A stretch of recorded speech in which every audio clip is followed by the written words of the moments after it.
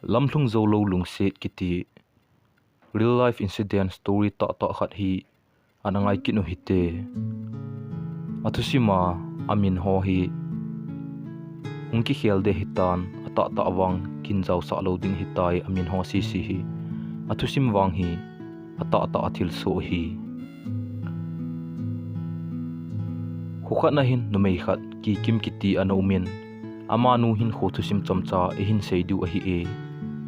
ki kim hi azinei na a hungkinung le a hi in ama hi chapangcha a zinei a hi in hinla azinei zo pha chom khat zoin aji pa in nunga adang azam pi a ana zinei san a hi e aji pa in azinei san pe na ama hi asunga naw sian thlagup a hi pet hi e pha na hung chi chi in aman jong chapa mel hoi ta khat a hin nei tan hiti chun achapa to thaleng vai ta in hin kho a hin mangin achapa mel avena amaya mitli alun ti a vei poi pha na hung chi chi in achapa jong kumsigi kumkit a hung hitan aman jong insung dingle achapa ding gel na in angai ta achapa da hlan gampa ma dihli langa asumlo din akon do tai hiti chun aman jong hasana tampi to in dihli khupi sungin company a na atongin sumahin lo pantai kumthum jowin in ongkile tan hiti chun insung mi te to kipa ta in hin kho hin mangkhom tan hiti alung bong le kipa ta hin kho ahin man lai ta in melmu lo go hlang khat amin thangboi kiti phone in ahung cheu ho hlun tan hiti chun ni si in ahung cheu ho hlun tan chom khat jowin ki kim hin mi hiti amel het lo ahin khothusim het chen lo to aki ho ho chu nu mo hin satan aman jong ahin khothusim seipi dingin ongki gel hatai ni khat chu thangboi in ahin kolkit tan hiti chun ki kim in jong aki gel bang in thangboi ko ma thil jo si seipi su tai thangboi eini hiti a ikyo ho wangin kahin kho achi sa ho ne chit lo ja ne ho pi pi ahin nein he chit ting ne ho pin nom ta pon na te tin ahin sei tai hi chun thangboi in jong pizia akhin ho pi no mo de ham ipi ham sejin ahin te tai hi chun ki kim in jong ke hi nang to kyo ho thei kai thei poi khat ve jinei sa ka hin ka chapa jong kumgi da hling tai tin ahin sei do tai hi chun thangboi in jong hi tin ahin don bu tai hi choji a chu kin nang ipidinga kanol chom de ham pha chi sa na gen theina nami hlilo na ho zo si kasu mil sa di a hi e lungniaw hi in na chapa jong einin kisin na hi te tin ahin sei tai hi chun ki kim in jong ki phalam ta in nangin hiti chun sei jong le chun na in sung mi ten ei dei povin te ahin te tai hi chun thangboi in jong kain sung mi to ki cheng den hi ham ahin ti ki tai hi chun ki kim jong hoi te na ki gelin kahin kho chi sa a ka gen theina kaliso na ho kamil na ding a pathinin ehin sol pi hin te tin aki gelin ki pa ta in ta mel mu lo lungsit na chu thangboi chu ahin chan tai hiti chun amani jong ta melin kimutu khalun hi jong le asatai nong ki ngai do hlun tan ni khat jing cha jong ki holowin ahung thei hlun ta pon aki ho hlun ting pha chi lam he phalo khomin phone koi la thei lowin ahung ki ho hlun tan kimutu te te ding lungtup mahin nei hlun tai hi chun thangboi in ki kim ko ma chun dilhi in kinung le ki tan ke jong nang to kimutu dinga dilhi kahin jo di a hi tin ahin seitan hi chun ki kim jong dilhi kinung le ki talo dinga ahung ki le ta awangin alung sit angai pen thangboi to kimutu te te ding anup ji achun aman angai ta achapala in sung mi te da hlan dilhi zonin ahung kinung le ki tai ki kim dilhi hlun jo hap ta kha zoin alung sit angai thangboi jong dilhi hungdingin aki go chai tan hiti chun aki matu hlun ding kal nga alel ta in ni kho chu asim sim jing hlun tai thangboi jong dilhi zonin ahung tan ki kim jong alung sit angai pen ta mel a amu ding kal nga alelen airport lam azonin thangboi chu aga nga tai thangboi jong alung sit pen nu mu ding kal nga alel ta in len na akonin ong kum thlatan chom kha zowin ong ki matu hlun tai hi chun ki pa ta le thanum ta in ki kim na mun chu ahin zon hlun tai hiti chun pha chom khat chu mel mulo wa kilung sit te ni chu ahung chiang khom hlun tan pa ta le thanum ta in pha chom kha chu hong cheng khum hlun tan ama ni zong ki pa hle hlunin ki kim chu company a zan khuwa ana tong a hin hi chun thangbo in ani eding adon ding ho lunglai selin agon to pi ji in ki pa ta le lunglai selin na tong ding in awai hla azin jingka ahung vai hlun jong le hi ti chun ki pa ta le lunglai selin ana vai hlun ji in akingai lut hlun dan chu anjing jong bukong khanin ane khom ji hlunin ki kim jong alung among ma jingen pha chi sa gen the a hliso no zo si avela gial do ki talowin ki pa ta in hin khu a hin mangtan a hi thangboy in ki kim ki pa dan le lunglai dan ho chu aven aman jong keito na ki he na panin namaya lun thli lung tapon tin ki pa mel bo na put ding hitai nadam sungin lun thlin nulun sa taponge tin ana hlamon ji in ki kim jong thangboy in a hlamon ji dan ho chu agiale alung a hlai ma jingin thangboy in dam sunga angai lu jing ding chu ama dinga akinip na lin pen ahong hitan ki kim jong thangboy in a khoto dan le angai lu dan chu aki gel le miwang pha penin aki gel tai hitia thangboy in a hlamon na ho chu agel le alung thimin akipa ma jingin aman jong thangboy alung sit angai lu zalin thangboy in sung mi ti ho zo si thangboy het lowin aki hol do in hain sung mi ti ho zo si thangboy angai lut bangin ahin ngai lutan a hi hiti chun phat hong chi in thangboy jong inlenga to ding anei ji in kile kit ding in ahung umtan ahung ki khen hlun ding chu aki ngai si hlun ma jing tan thangboy in kile na ding ni khu ahung hlung tan hiti chun packing a bol hlunin ki kim jong angai pen thangboy in ada hla jing di chu agel thei pon hlet bi zo lowin chapang bangin akap kap jing tan thangboy in jong ipidinga hi banglo ma hi naka a ni hla lelham khong ki le ki tho duing a hi kap ta hi in tin a thlem jing tan hin la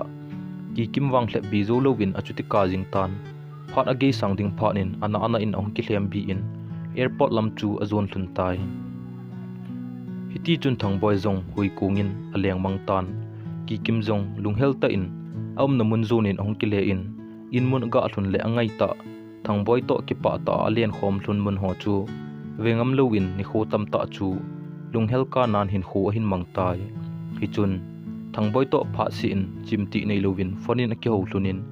aki ngai ma hlunin hin la mun chum chuma hi hlun ta ji in dei bang le lunggel bangin ka la aki ho thei ji hlun pon hin la ki ngai ta in aum hlunin phat hong chi in kum thun Christmas mangkhom dingin ong ki tip hlun tan thangboy jong Christmas masang nge ya alung sit angai ki kim koma kile kit te dinga chu ahin tup tan ki kimin jong alung sit angai pen thangboy mel mu kal nga lel ta in ni kho chu ahin simpan hlon tai Christmas ni kho ahung hlun di kon cha hin ni khat hi ki kimin thangboy koma Christmas ni kho hunglung ding hi jing ta a ipidinga tu gia na hung nai lo ham tin thangboy chu adong tan hi chun thangboy in gel pha lowin hung ta ponge tin ahin sei tai hi chun ki kim jong alung na be senin hiti a thangboy in hung ta ponge tia ahin sei chu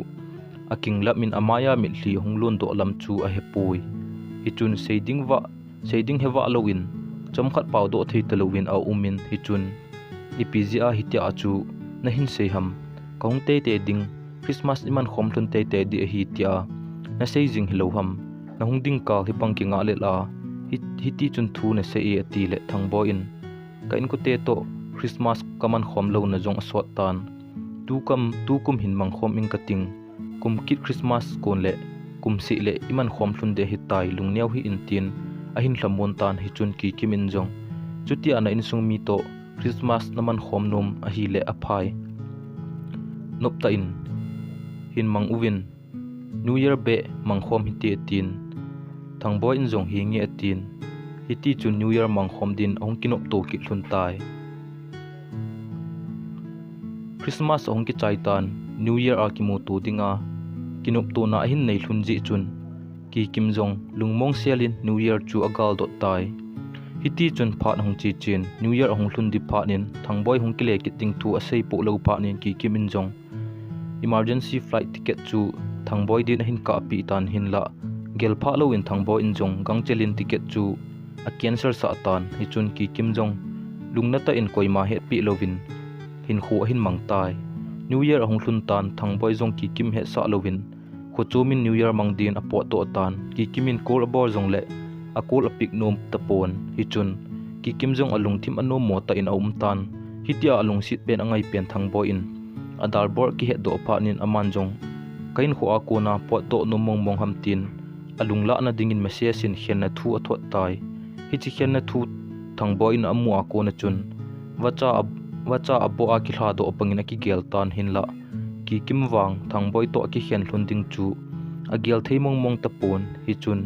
ki kim in zong thangboi ko ma ngai dam ana ki thumin chapangka bangin akamin ngai dam ana ki thumin hin la thangboi a konin ngai dam na chu ana changzo tapoi hi che ania pa na chun ki kim hin khu